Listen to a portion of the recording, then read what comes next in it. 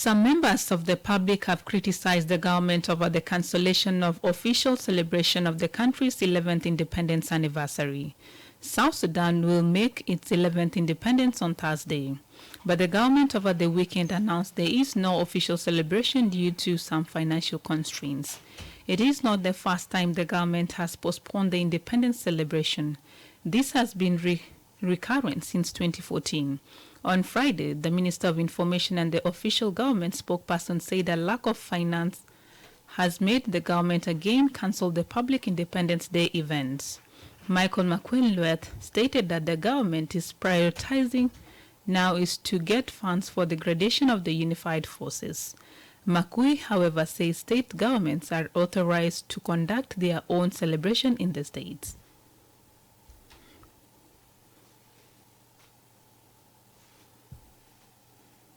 We don't want an election which is not free, which is not fair, which is a sham to take place in South Sudan. We want an election which is credible, an election which guarantees the right. Apologies for that mixed up in the soundbite. Speaking on iRadio's Dawn Show this morning, some listeners wondered why the government called off the celebration. Some of them said the postponement is not due to lack of money, but the lack of government priorities.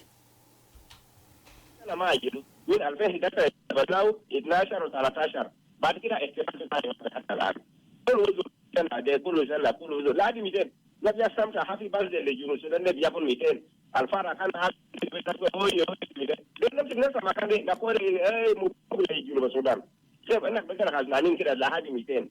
Gurus mati magul do be gurus ina dikro yawo ni yomi $5 million. Gurus wen ata kan biyo bana kala da sabo 20 be. Gurus wen albugun ma fa uzur manti sabena haram le dole kana haram le muslimin bidala. Wo motif lena kana ma be tafi yom gazim yom tariki يجرب السودان ما كان يستسلم لكن الرئيس بالبداية ليه حتى في موضوع ساكن ما تمشي نمشي نجيب كل نستيجا ونرجع. أنا من جد بتركها ما يتفعل يعني احتفال بعد من 2014 باجلو ميزانية ما في لكن أنا ما أعرف ميزانية بيكون ما في بيكون لازم 200 ميزانية بيكون ما في الاحتفال والاحتفال معروف على مساهلة في رواسة بيجا من برا بيجا حاضر يعني البيادر فوق الاحتفال جاء مكان من بداية الاحتفال هذا قال الناس ما أجل فالناس أجل بالاحتفالات يعني في حكومة ممكن تجا بقدر أجل لكن الاحتفال ما بقدر أجل يعني الاحتفال كان بقدر كثير هذا لا في كونتيات لا في بومات في بيامات كله بقدر كثير. خبر يعني جديد إنه الاحتفال بتم تأجيل بتاعه واسط بأنه ما في ميزانية في الدولة وكذا ما أول مرة كثير قال أحسن.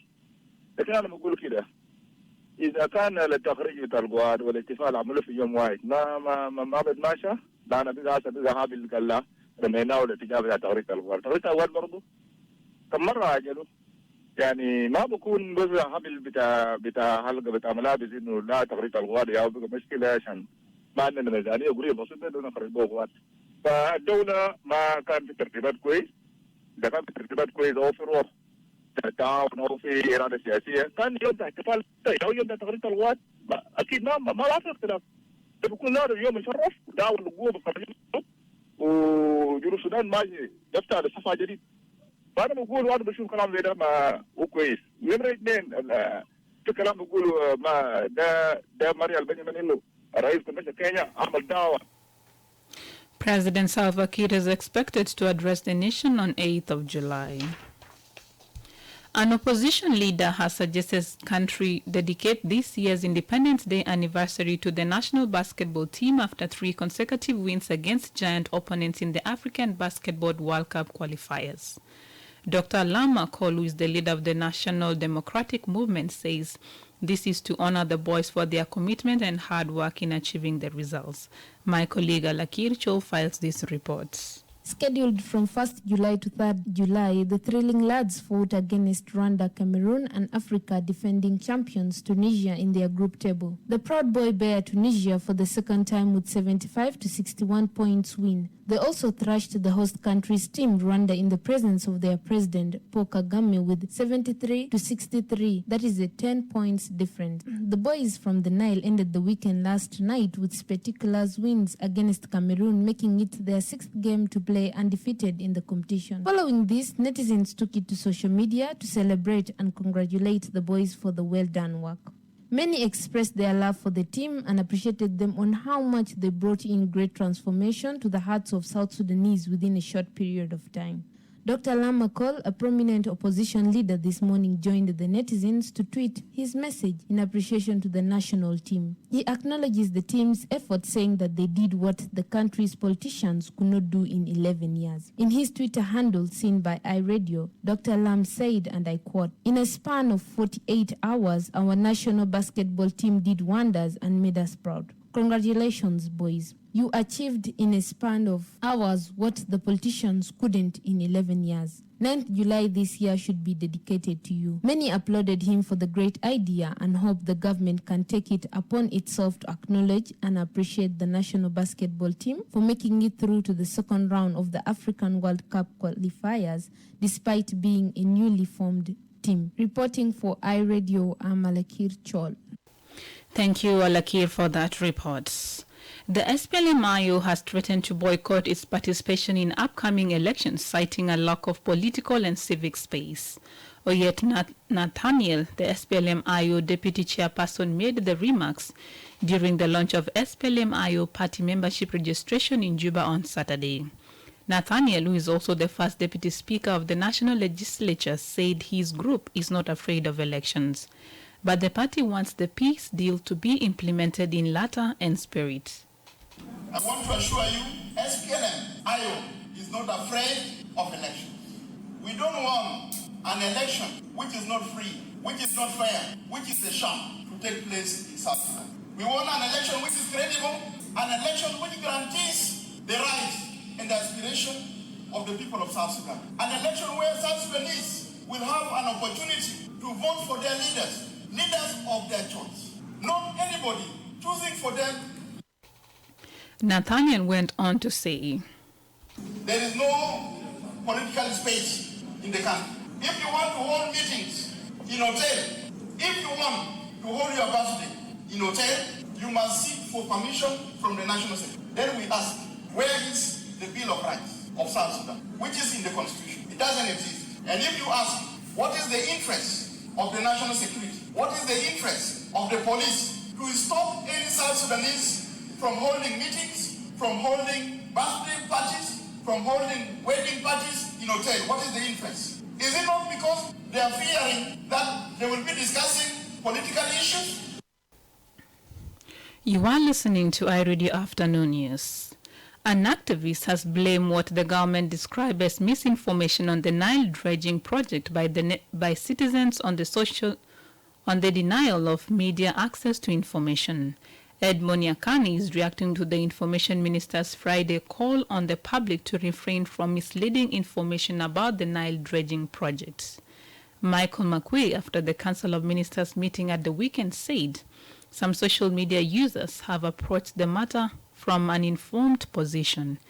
In a statement seen by iRadio, Yakani, who is the executive director to the Community Empowerment Progress Organization, said, and I quote, "The misinformation on the river dredging project was a clear indicator that if the media was provided with accurate information early, the observed misinformation in the various platforms of the social media could not be seen." End quotes. Yakani says it's the time the government realized that denying media access to information contributes to fueling misinformation in the country. However, he said engaging the public on the Nile dredging project is not too late. This is as the country has invited foreign experts to educate the leaders and citizens on the initiative. Yakani is now appealing to the authorities to ensure the public debate event is not restricted and the freedom of expression is observed since the matter is in the public interest. The global religious leaders are calling on South Sudan authorities to open a new path of peace and reconcile the nation. In his 2-minute video message, Pope Francis urged those in leadership to reconcile the country, embrace forgiveness, lay down firearms, and open a new page of brother and sisterhoods. Pope Francis was to visit the Congolese capital Kinshasa 2 days ago before proceeding to Juba. However, the 85-year-old pontiff postponed both trips due to knee and leg ailments. Last week, the Catholic Archdiocese of Juba said the Vatican Secretary of State, Cardinal Parolin, will tomorrow visit South Sudan ahead of the yet-to-be scheduled papal visit. However, in the meantime, Pope Francis encourages South Sudanese and DR Congo to fill the current generation with light and the future. Avete una grande missione, tutti, a partire dai responsabili politici. You have a great mission, all of you, beginning with the political authorities, that of turning the page to open new paths, the paths of reconciliation, the paths of forgiveness, paths of sacred coexistence and development. It is a mission to assume looking together to the future, to the many young people who populate your flourishing and wounded lands, filling them with light and future. They dream and deserve to see these dreams realized and to see days of peace. For their sake, it is necessary to lay down arms, overcome resentment, and write new pages of brotherhood. Riempiendole di luce e di avvenire. Meanwhile, the Archbishop of Canterbury, Justin Welby, says they are in solidarity with South Sudanese who are displaced due to violent conflict and floods. I see the floods that endanger your homes. I see the famine that makes each day a struggle. And I see the violence that overshadows all of life. Many of you cannot return to your homes. God sees. Pope Francis, moderator Ian, and I want to stand in solidarity with you in your hope for peace. This was promised during the spiritual retreat at the Vatican in 2019. We promised to visit, and your leaders promised to work together for the good of all South Sudanese. I pray and urge that your leaders would remember these commitments. For his part, the moderator of the General Assembly of the Church of Scotland, Dr. Lane Greenshield, says South Sudan is very much in their thoughts and they look forward to coming. We were supposed to be with you in South Sudan and Juba this week. Unfortunately, due to the Pope's ill health, that's not been possible. However, we do look forward to the time when we will be able to come and to share in a joint pilgrimage of peace with ourselves, the Anglican Communion, and the Roman Catholic Church. We very much look forward to that opportunity, and we would like you to know that you are very much in our thoughts and in our prayers. And finally, before the international news, the National Minister of Environment and Forestry is calling on every household to plant trees to save the environment. Speaking during the launch of tree planting at Jubek Secondary School in Gudele on Friday, Minister Josephine Nafon urged households to play their part.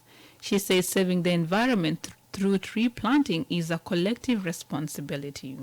It is not only the responsibility of the government, it has to be a responsibility for all of us to make sure that we plant trees direct from our houses to the streets of the Republic of South Sudan and in all the states. And by planting a tree, you have saved the environment of South Sudan, and we need you to do the same.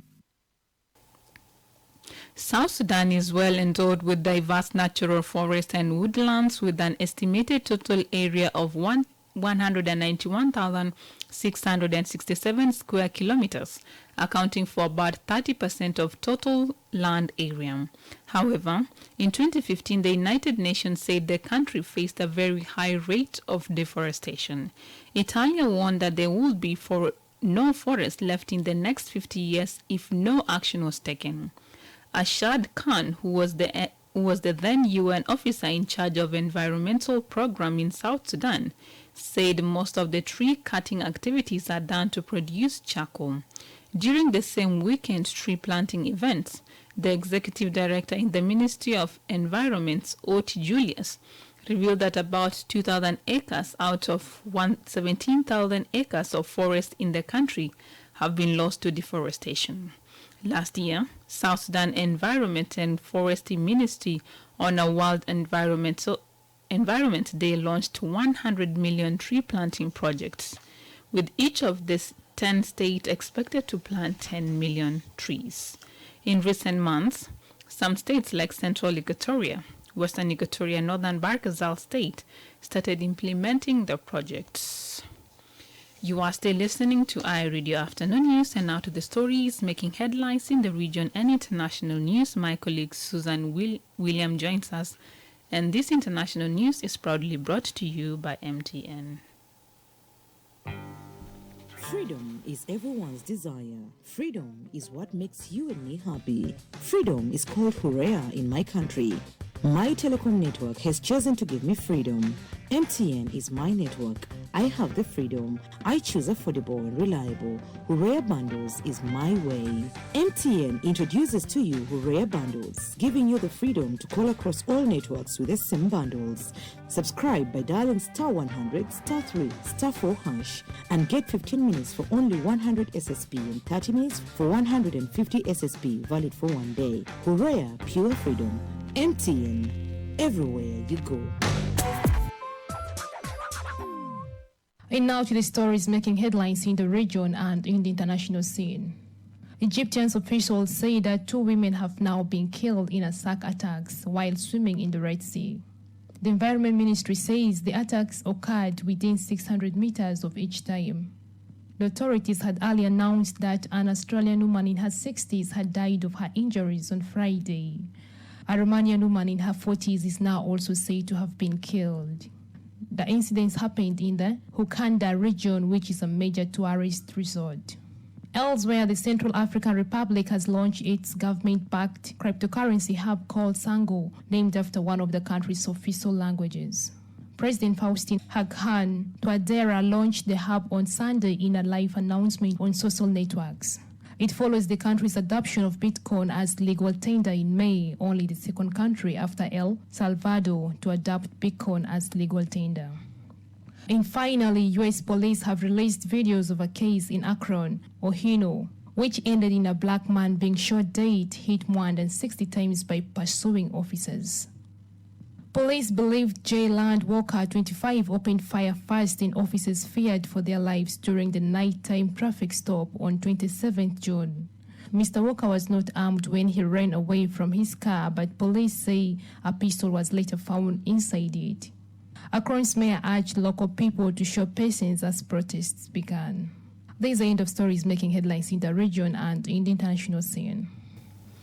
Thank you, Susan, for those international news. And now my colleague Emmanuel Joseph Akile joins us with the sports news.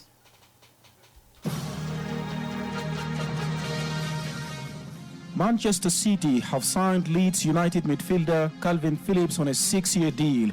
The 26-year-old England international made 235 appearances over 8 seasons at Elland Road. He becomes Pep Guardiola's third summer signing after the arrivals of Erling Haaland and Steven Ortega.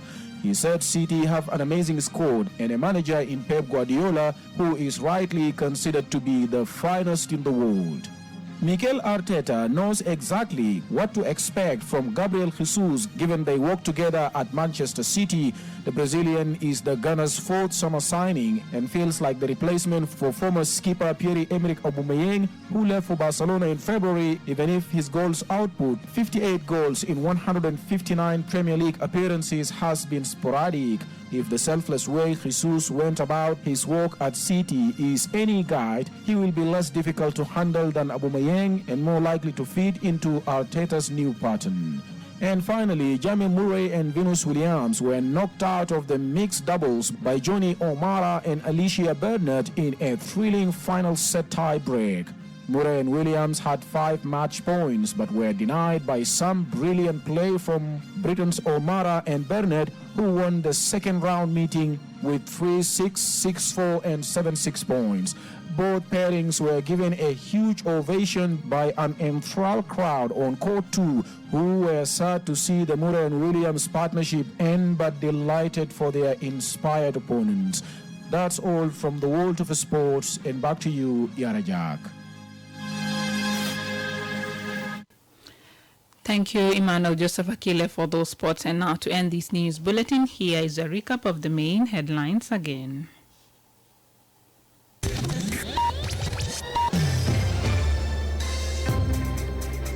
Some members of the public have criticized the government over the cancellation of official celebration of the country's 11th independence anniversary. An opposition leader has suggested the country dedicates this year's Independence Day anniversary to the national basketball team after 3 consecutive wins against giant opponents in the African Basketball World Cup qualifiers. And the SPLM-IO has threatened to boycott its participation in upcoming elections, citing a lack of political and civic space. That's the end of iReady Afternoon News. You can also get these stories and updates by subscribing to iReady News Alert on your MTN South Sudan number. Call 700-700# and follow the instructions. If there is a story or an event you would like iReady to cover or report about, please